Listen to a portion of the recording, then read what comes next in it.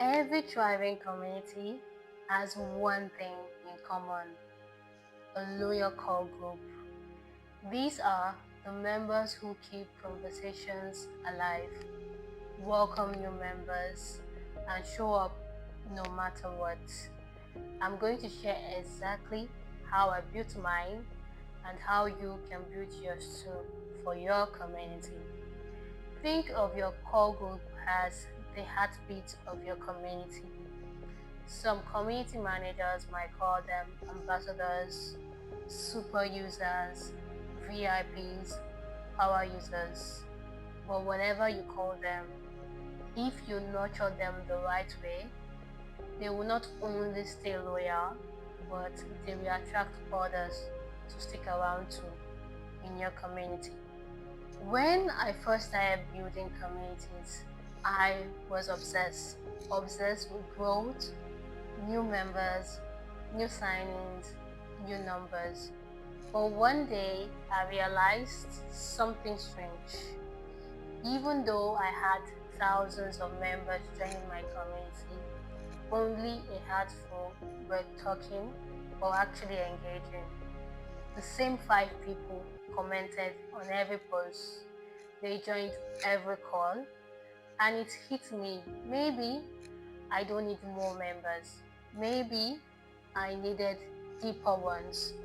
So I stopped chasing numbers and I started nurturing the few who already cared and who were showing up. Now, most community builders like myself used to think that loyalty is something you earn with time. That if you just keep posting, being present, people, your members will eventually stick around.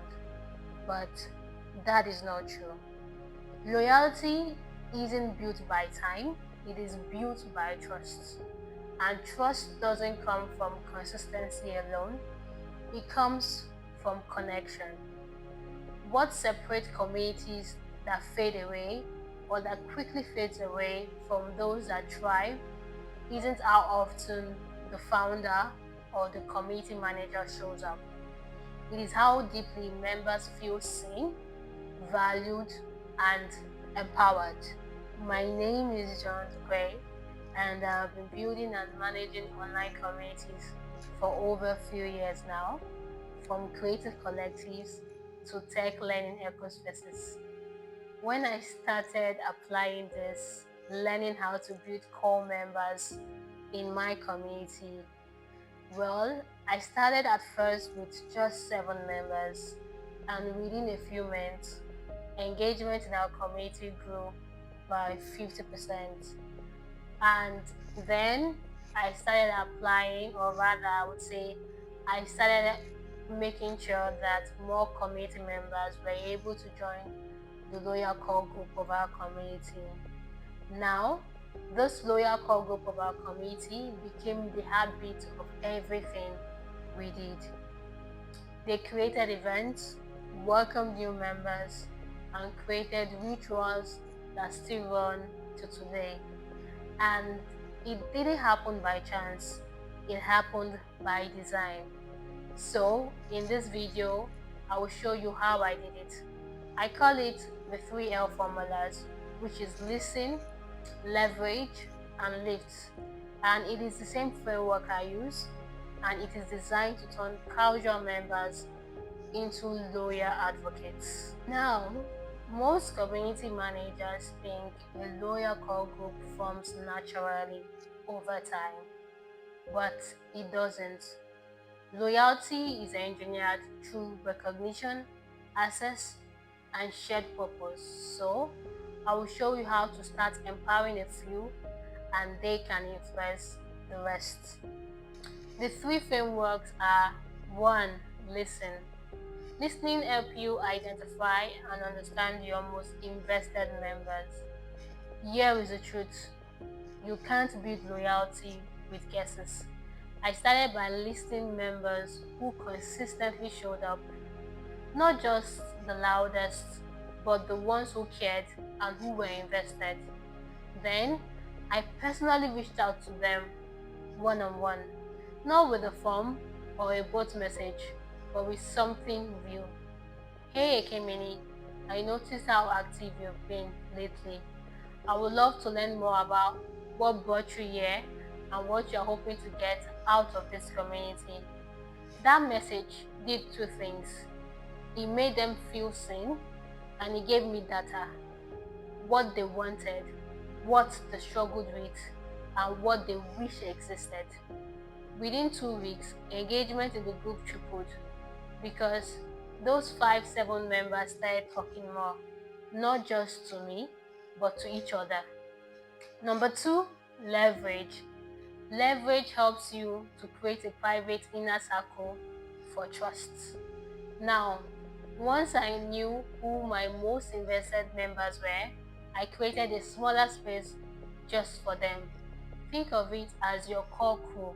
Not everyone deserves access, but everyone should aspire to it.